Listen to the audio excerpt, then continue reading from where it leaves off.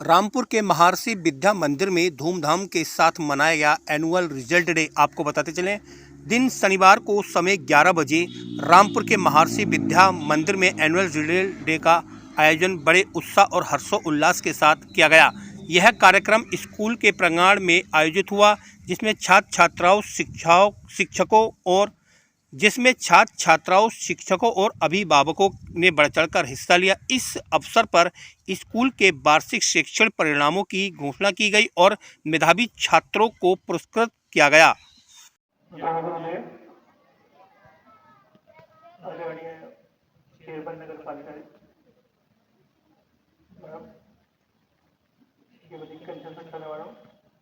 और मंच पर उपस्थित पंचायत अतिथिगण, अभिभावक, शिक्षक और प्यारे बच्चे, आज आपका रिजल्ट डिक्लेरेशन डे था, सेलिब्रेशन था।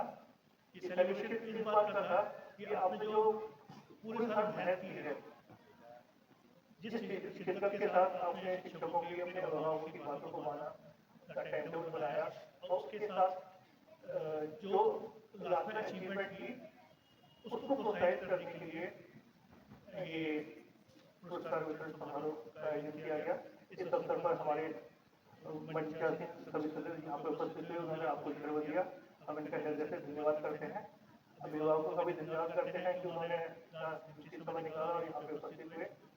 यहाँ पे एक दो बातें मैं जरूर करना चाहूँगा कि बच्चों की क्लासें बड़ी हो रही हैं, बच्चे बड़े हो रहे हैं, लाइफ बिजी हो रही है और उसमें देखा जाता है कि कहीं ना कहीं बच्चों के साथ जो पेरेंट्स का, खासतौर से फादर्स का जो डायलॉग डिस्कशन है, जो संवाद करते हैं, वो कहीं ना कहीं छूट जाता है। हम बिजी हैं, अपने दिनचर्या में आते हैं और अपना जो फादर है वो बच्चों का उससे इंटरेक्शन नहीं हो पाता और रिजल्ट देखते हैं कि ना ये जो यहाँ पे इनके बच्चे 9th क्लास में 11th क्लास में होंगे, उन्होंने इस चीज़ को महसूस किया होगा। बच्चे फिर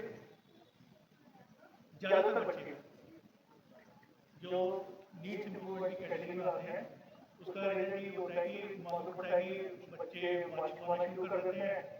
पेरेंट्स से जब पूछा जाता है वो बताते हैं कि उन्हें ये चीज़ें पता ही नहीं थी, हमें तो पता ही नहीं थी, हमें जानकारी नहीं हुई, आगे से ध्यान रखेंगे। अनुरोध सिर्फ इतना है कि आप अपने कीमती समय से बहुत ज़्यादा कीमती समय, मात्र आधे घंटे का भी हो, हफ्ते में एक बार बच्चों के लिए जरूर निकालें, उनके साथ बैठे, उनके साथ डिस्कस करें कि क्या चल रहा है। क्योंकि जैसे बड़े बच्चे होते हैं 11th क्लास में पहुंचने लगते हैं, बच्चे बातें छिपाना शुरू कर देते हैं। आप लोगों ने महसूस किया होगा कि हाँ ये क्या कहते हैं, पढ़ाई नहीं हो रही है, हम ऐसा कर देंगे या वैसा कर देंगे, सब चलता है, लेकिन वो सब चलता नहीं है। आगे का जो लाइफ है 11th क्लास के बाद, 10th के बाद से शुरू होती है और वो फिर कंपटीशन की लाइफ। कंपटीशन इतना टफ है कि इसलिए उस 55,000 सीटों के लिए 28 लाख बच्चे फाइट करेंगे। इस साल के बच्चे भी होंगे जो प्लस 2 में आते हुए नॉन फॉर्म भरे, वो बच्चे जो पहले रह गए वो भी भरेंगे और इस साल जो रह जाएंगे अगले साल फिर वो बढ़ जाएंगे। तो बच्चों को मोटिवेट करने के लिए ये जरूरी है कि जो फादर लोग हैं वो बच्चों से कम बातों को डिस्कस करें, उनके साथ बैठे बातचीत करें, जाने कि क्या चल रहा है, बच्चे की क्या परेशानी है, क्या दिक्कतें हैं, समझें और उस दिशा में फिर बच्चे को प्रोत्साहित करें। आप लोग सभी यहाँ पे आज उपस्थित हुए, आपका फिर से एक बार धन्यवाद। और ये भी बात मुझे आप देखिए कि जो बच्चे परफॉर्म कर रहे हैं, जो बच्चे अच्छे हैं, पोजिशन में आ रहे हैं, उनके पेरेंट्स रेगुलर हैं। ये हमें महसूस किया है, ये सब महसूस करता है कि जो रेगुलर पीटीएम में जाते हैं या नहीं जाते हैं लेकिन बाद में जब मिलने जाते हैं या कंटिन्यूस उनके टचों में है, उन बच्चों का जो डेवलपमेंट है वो उन बच्चों से ज़्यादा बेहतर है जिनके पेरेंट्स कभी जाते ही नहीं। अभी कल का एक इंसिडेंट था, एक 9th क्लास का मीटिंग हुई, 9th क्लास की पेरेंट्स नहीं आए, लास्ट की फिर मैसेज भेजा है कि कल आपको आना है, कल नहीं आए तो फिर भी एग्जाम बच्चों को बैठने नहीं दिया जाएगा। मालूम पड़ा पेरेंट्स आया नहीं, फोन पे जो टीचर बात कर रहे थे उनसे कहते थे कि हम गाँव में हैं, हम तो बहुत बिजी हैं, हमें तो पता ही आ ही नहीं सकते हम लोग। ये वो पेरेंट्स है कि जिनका बच्चा एडमिशन कराया उसके बाद वो भूल गए। बच्चों को मेरा ढेर सारा प्यार। आज रिजल्ट घोषित हुआ है, कुछ के नंबर बहुत अच्छे आए हैं और कुछ के कम, तो घबराने की बात नहीं है। कोई बच्चा किसी फील्ड में आगे है और कोई बच्चा किसी फील्ड में आगे है। किसी बच्चे का मैथ बहुत अच्छा है तो किसी को इतिहास बहुत अच्छे से याद हो जाता है। तो इसका मतलब ये नहीं कि हम यहीं पर कम हैं। यहाँ बैठा हर बच्चा अपने आप में खासियत रखता है। कोई म्यूजिक में रखता है, कोई गायक बनना चाहता है, कोई इंजीनियर बनना चाहता है, कोई डॉक्टर बनना चाहता है। लेकिन उसके लिए आपको सबसे पहले एक टाइम टेबल मेंटेन करना पड़ेगा। जब तक एक बैलेंस टाइम टेबल नहीं बनाओगे तब तक कुछ भी अचीव नहीं कर पाओगे। आज यहाँ कुछ बच्चे टाइम से आ गए थे और कुछ टाइम से नहीं आए थे। आज आपके लिए बहुत बड़ा दिन था, तो यहाँ तो टाइम से आना ही था। लेकिन बेटा लाइफ में हमेशा एक बैलेंस टाइम टेबल का होना बहुत ज्यादा जरूरी है। आपके टीचर, आपके पेरेंट्स आपको तभी कोऑपरेट करेंगे जब आप अपने आप को बैलेंस करोगे। यहाँ बैठे सभी अभिभावक से मेरा निवेदन है कि अपने बच्चों पर कभी भी अपनी इच्छा को न थोपें।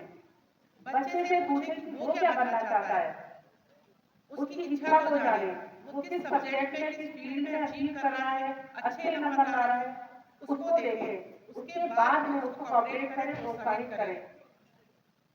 जिन बच्चों के नंबर अगर कम आए हैं, वो यहाँ पर अपनी टीचर से अपनी आंसर शीट देखें, उसमें कहाँ गलतियां हैं।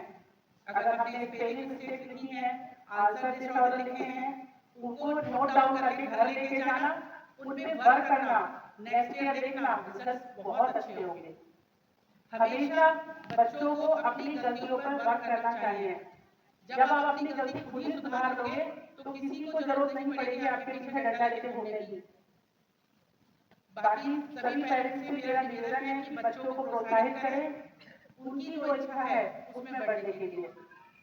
साथ ही यहाँ पर उपस्थित सभी महर्षि विद्या मंदिर का स्टाफ, टीचर, इनफैक्ट साइंस का पेपर क्लास 7 का मैंने देखा था, बहुत अच्छा पेपर बना था।